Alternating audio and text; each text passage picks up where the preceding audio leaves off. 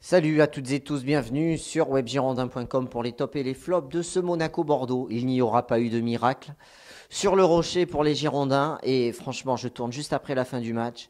J'ai envie de dire que si nos attaquants ne sont pas capables de jouer entre eux, de jouer collectif, et bien simplement, il ne faut pas qu'ils jouent. Je trouve qu'on est d'un individualisme rare en attaque. Chacun joue pour sa gueule.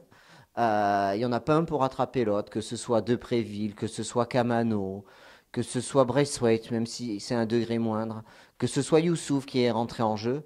Les mecs, ils sont devant, ils ne pensent pas à combiner entre eux, ce qu'ils ne pensent qu'à faire, c'est éliminer, faire un centre au mieux, ou aller essayer de marquer, mais ils ne réussissent rien. Tant qu'on ne jouera pas collectif devant, tant que nos attaquants ne feront pas preuve d'un petit peu plus d'altruisme et d'un peu plus de sens de collectif, ben je pense qu'on n'arrivera à rien. Franchement, moi, ça me désole de voir ces dernières minutes, les mauvais choix qui sont faits et vraiment l'incapacité des joueurs à jouer ensemble et à porter, reporter le ballon et jouer pour sa gueule. Ça me fatigue. Alors, donc on va faire les tops et les flops. Tout d'abord la compo d'équipe de Gustavo Poyet. Costil dans les buts, capitaine. Sabali, Base, Pablo, Punje. Donc c'est Paul Base qui est aligné en défense centrale aux côtés de Pablo. Moi j'aurais aimé voir Koundé, puisqu'avec Koundé, on restait que sur des victoires, ou au moins on ne perdait plus. Voilà, et donc c'est malheureusement Base, malheureusement. Bah, alors on va regarder, je ne veux pas être trop dur avec lui, mais bon, moi j'aurais préféré voir Koundé titulaire aux côtés de Pablo. Plasil qui a aligné une nouvelle fois en sentinelle avec Vada et le Rageur à ses côtés. Donc dans ce 4-3-3 pour les trois du milieu, Meïté, je le rappelle, ne pouvait pas jouer parce qu'il est prêté par Monaco et il y a un accord entre les deux clubs pour ne pas qu'il joue. Devant, Malcolm n'est pas là, donc on a Camado à droite, Braithwaite central et Depréville à gauche. Alors, Costil, je mets dans les tops Benoît Costil. Il encaisse 2 buts, par contre, il nous maintient en vie dans ce match assez longtemps pour espérer même accrocher le match nul en fin de rencontre. Il fait une parade énorme en première période. Il fait des arrêts sûrs pendant cette deuxième mi-temps. Pas grand-chose à dire. Et il joue son rôle, mais après, il faut au moins 2 défenseurs centraux bien placés sur les actions. Et ça, il ne les a pas eus dans ce match, notamment sur le premier but et sur le second également. Sabali, pour moi top sur ce match, Youssouf Sabali, passeur décisif après une chevauchée pour Valentin Vada qui marque ce superbe but pour Bordeaux. Il a fait encore un très bon match, il a retrouvé un niveau élevé, le latéral droit des Girondins, il le prouve encore ce soir. Dommage qu'il ait été un peu seul à élever son niveau dans cette rencontre. Donc c'est un top pour Sabali. Pablo, alors il s'est blessé assez rapidement au milieu de première mi-temps. Voilà, remplacé par Koundé. Jusque-là, il avait été pas mal, Pablo. Remplacé par Koundé. Koundé qui est rentré, qui est vraiment très très sûr. Je crois qu'il n'a pas dû louper une seule relance du match. Jules Koundé, il est assez impressionnant, même dans le placement. Alors, il y a ce premier but où lui et Bey se sont mal placés. Et donc Jovetic va égaliser. Voilà, sinon, je trouve qu'il a fait une très bonne rentrée, un très bon match. Je ne le mets pas dans les tops, mais ça reste une belle prestation. Paul Base, alors Paul Base, je suis partagé. C'est vrai qu'il est athlétique et qu'il est bon de la tête. Par contre, à côté de ça, je trouve que le but égalisateur, il est mal placé. C'est lui, je pense, qui doit resserrer sur Koundé et non pas l'inverse. Il est pour lui le second. Il n'est pas au marquage, il est mal placé. Il est en train de replacer Plasil au lieu de se concentrer sur le ballon et sur le jeu. Et il se fait devancer par Lopez.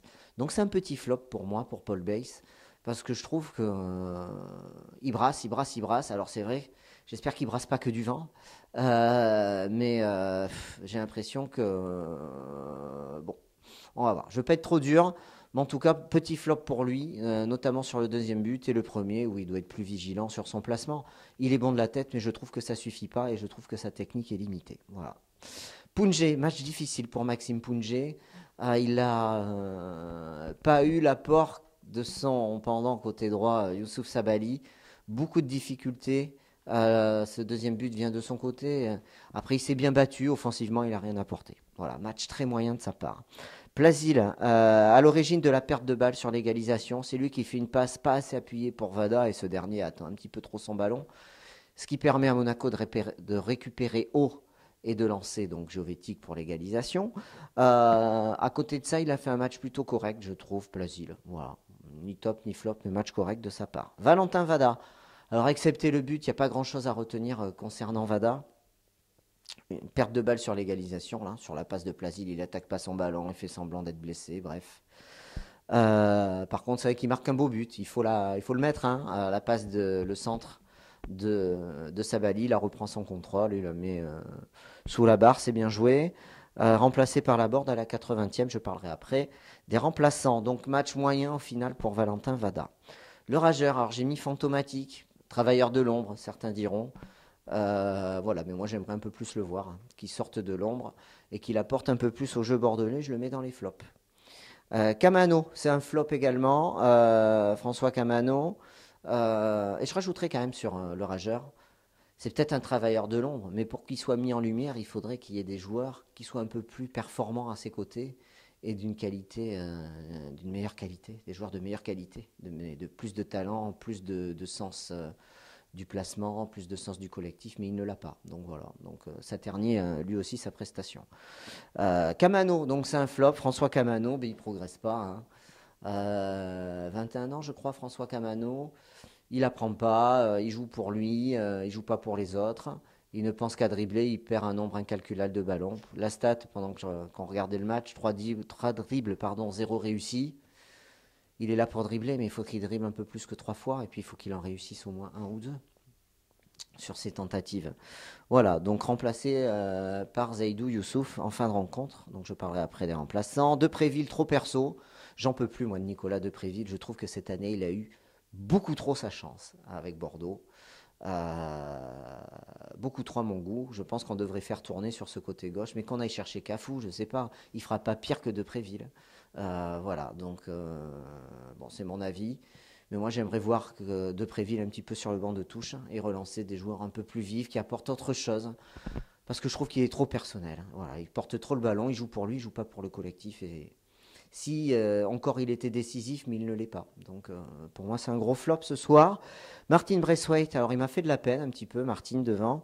Trop seul, jamais bien servi. Il s'est un petit peu battu en fin de match.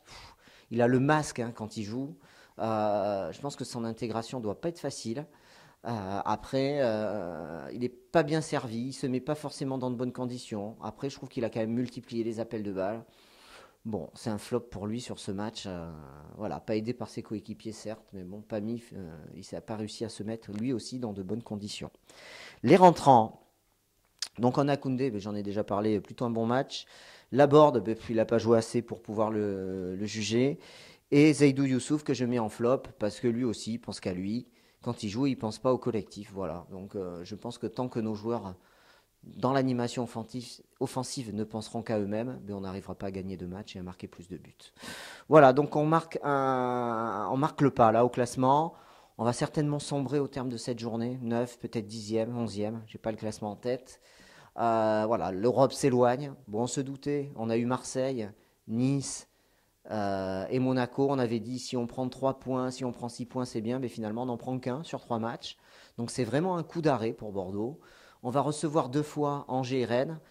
Je pense que victoire obligatoire, on récupérera Meïté et Malcolm. J'espère que ça fera du bien à Bordeaux pour aller chercher ces 6 points pour recoller à ce peloton des Européens. Voilà. Donnez-vous aussi vos top les flops. À bientôt sur Web Girondin. Rendez-vous mardi soir pour le talk Web Girondin sur Ode Radio et webgirondin.com. 21h, 22h30. Alors oui, c'est pendant le match PSG Real. Mais vous pourrez mettre le match à la télé et vous pourrez couper le son du match et nous mettre en fond pour parler des Girondins. Voilà, allez, salut et à bientôt. Bon week-end à tous.